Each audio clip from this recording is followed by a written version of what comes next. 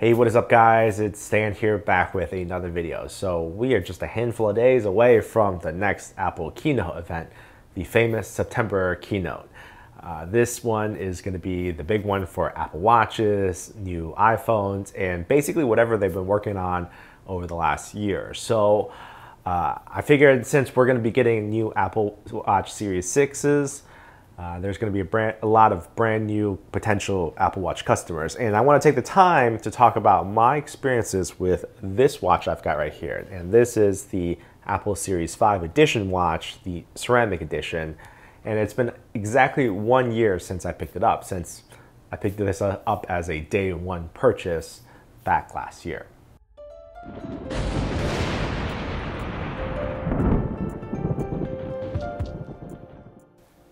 So you may already know that there are two versions of the Apple Watch edition. You've got the ceramic edition and then you've got the titanium edition.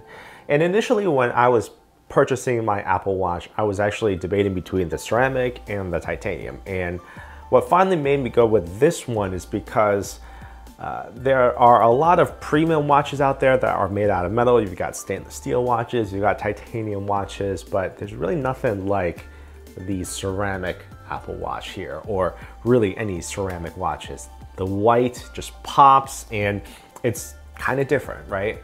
And the titanium watch is really similar. Well, it's got a brushed surface, but it's really similar to the stainless steel and even a little bit like the aluminum because it's still metal, right? And I just kind of wanted something very unique. So this Apple Watch is basically my only watch that I wear nowadays. In fact, I've basically sold off all of my other watches. So I wear this when I'm working out, I wear this when I'm going to work, I wear this right into the shower on most days because I'm just too lazy to take it off. So other than sleeping, this watch is going to be on my wrist. Now, because of that, this watch has been subjected through a lot of wear and tear. What I mean by that is when I'm working on the car, I've got it on, and sometimes I bump this into the, into whatever, or if I'm working in the backyard, this watch will get dirty. But that said, as you can see here, this watch is still almost in flawless condition. That's basically what you can expect if you pick up the Apple Watch edition, the ceramic edition. The ceramic is very hard, so it's very resistant to scratching, and about 6 inches away from your face with normal lighting, you basically can't see any scratches. Now, if you do shine a bright light on the ceramic, you will see that it does scratch a little bit. And I'm talking about hairline scratches. Something similar to what you would see on maybe a car that, those micro scratches on a car that swirls, you'll see a little bit of that on the sides.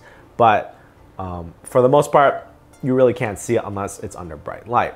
The sapphire crystal is a very hard material. It's much harder than the regular ionic exchange glass. Now, it's not as hard as some of the premium watches, sapphire crystals. Those watches basically never scratch at all. But this is somewhere a little bit softer than those kind of sapphire crystals, but still much harder than regular glass.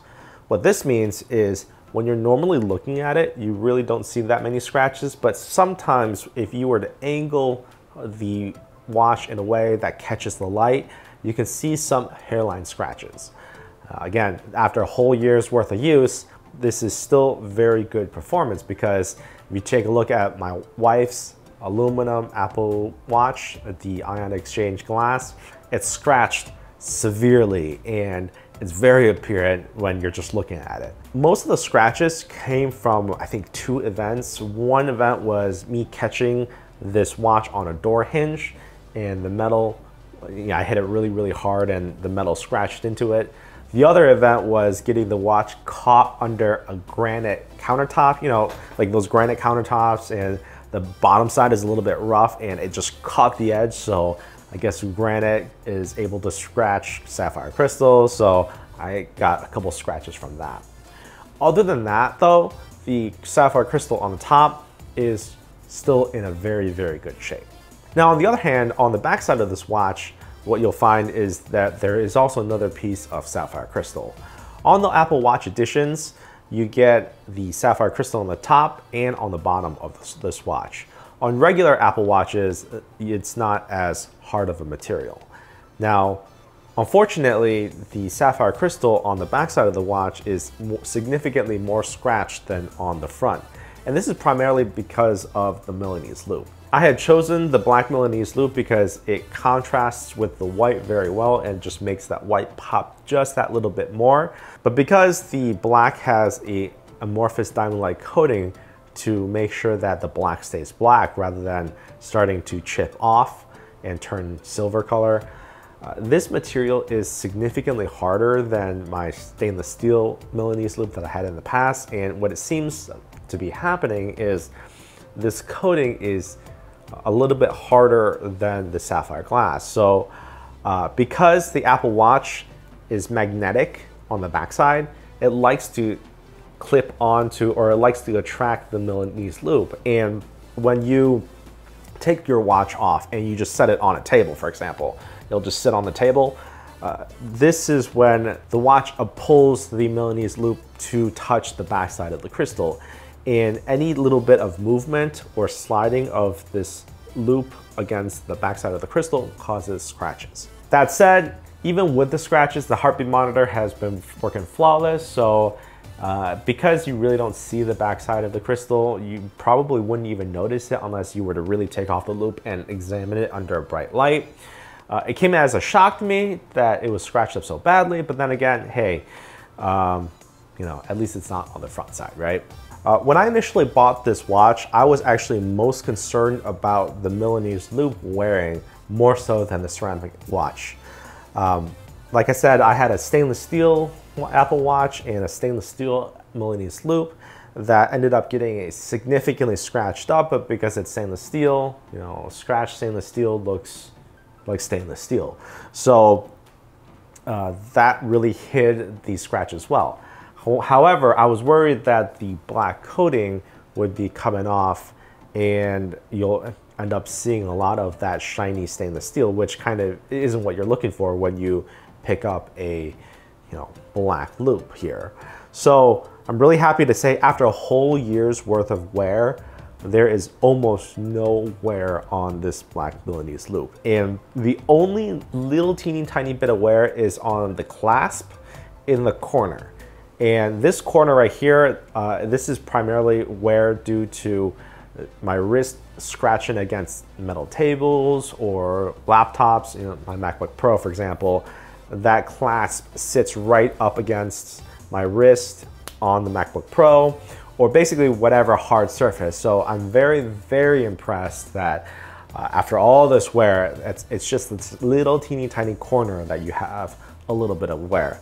The rest of the links, on the other hand, are basically flawless. And this is very encouraging because, you know, after a whole year's worth of use, I can see this going another year and having minimal amounts of wear, additional wear on the loop. Now, that's just the coating on the Milanese Loop. There is a flaw in the Milanese Loop that I have observed over time, and on my previous stainless steel version as well as the black version.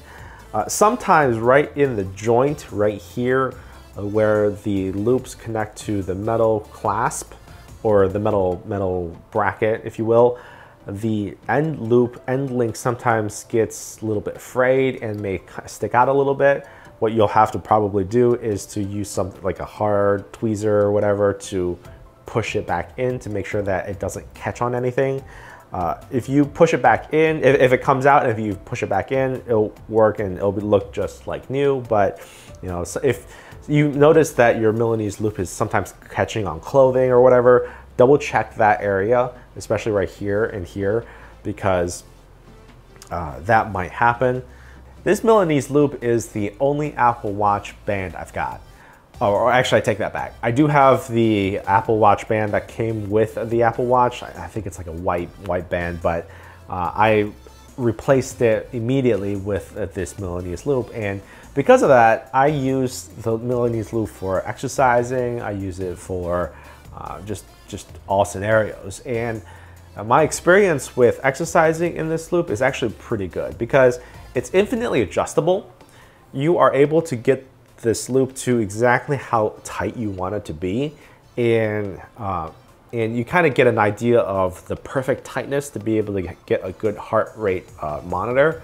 So if you need a little tighter, you just tighten it a little bit. If you want it a little looser, you can easily make it looser. So I think this band isn't really advertised as a exercising band, but I think it works actually pretty well. Besides, the ventilation on this loop is actually pretty good because it allows your skin to breathe, and I don't have to worry about sweat getting this all dirty. It's not like it's leather. I can just wash it whenever I want. Now, other features I really like about this Apple Watch. Now, this isn't specific to the ceramic edition Apple Watch, but what I really like about the Series 5, and I'm sure it's going to be present on the Series 6 as well, is the always on feature. Rather than having to flip your wrist up to be able to get the Apple Watch to turn on to show you the time, it has a very dim always on mode where you can just glance down without moving your wrist to be able to see the time.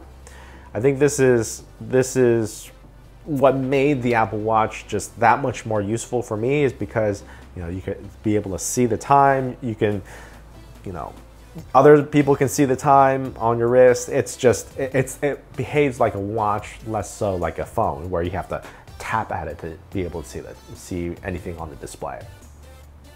Because it has the always on feature, and I use the always on feature, it does eat into the battery life a little bit. Now, if I recall, the Series 3 and 4, I think I got like 2.5, maybe 3 days out of the battery life. I would charge it every night, but if I were to forget to charge, I could eke out another day or a day and a half. What I have found is that after a whole day's worth of use, my battery is right around maybe 50–55%. So if I were to forget to charge it, I could basically make it through the next day. It's still basically 2 days of battery life, and by the end of the day, it's going to be complaining about me less than 10%. It's going to be vibrating, beeping at me. So about 2 days worth of battery life, and that's pretty consistent. Even after a whole year's worth of use, I still get about 2 days worth of battery life, which is pretty respectable, especially when you consider that you're basically going to be recharging this every night anyway, right? Now, this is a very strange observation. This is a complete tangent, but when I wear this watch into the shower, and when water hits the microphone on this watch, it complains about me being in a very loud situation, like 90, 95 decibels, 100 decibels, and tells me that my hearing protection or whatever. I find it very interesting that little water droplets hitting this little hole is able to trigger that loud noise alert. If you're on the fence about getting an Apple Watch, I really think that this is probably one of the better or the best wearables that you can get. And especially the Series 5. I don't know what the Series 6 is like, but I can only imagine it's better. If you're on the fence about which version of Apple Watch to get, it really depends on how much money you're willing to spend. To me, I picked up the Apple Watch editions knowing that I'll probably be replacing it in about 2 years. The resale market of these the edition Apple Watches are pretty mediocre, meaning the resale value, it takes a pretty big hit, but I went in knowing that I was getting about 2 years worth of life out of these. So if you're okay with spending that kind of money for a couple years worth of use, then go for it. This thing is, it looks like it's brand new every single day, and on the last day of ownership for you, it'll still look very, very good. And right now, I think that, I feel like I don't need the new Series 5 Apple Watch or Series 6 Apple Watch. It's one of those things where every single year you're like, oh, I don't need the new thing. Or I don't need the new iPhone, right? Like, I have a perfectly good iPhone, I have a perfectly good Apple Watch, and then the new thing drops, and you're like, this thing is a piece of crap. This thing is, like, all of a sudden, this thing went from the best thing in the world to completely useless, and it can't hold a candle to the newer version. Right now, what I'm saying is this Apple Watch is amazing. I don't think I'm gonna upgrade. Just you watch in a few days, I'm gonna be like, oh, I need the new Apple Watch. In any case, if you got the money and you've accepted the fact that a wearable is good for a couple years, and you know, you're still wanting to pick up this Apple Watch Edition, I really think that you should just go for it, because I have absolutely no complaints. My experience has been great. And if I were to do it all over again, you know, 1 year ago, I would still spend the exact same amount of money and pick it up all over again, because like I said, it's been basically flawless for me. So hopefully that helps you in your purchasing decision. In fact, I'm sure by the time you're watching this, the Apple Watch version 6 is going to be out. So in the comments down below, tell me if you're getting an Apple Watch, what version is it going to be, and why. I'll catch you guys in the next one.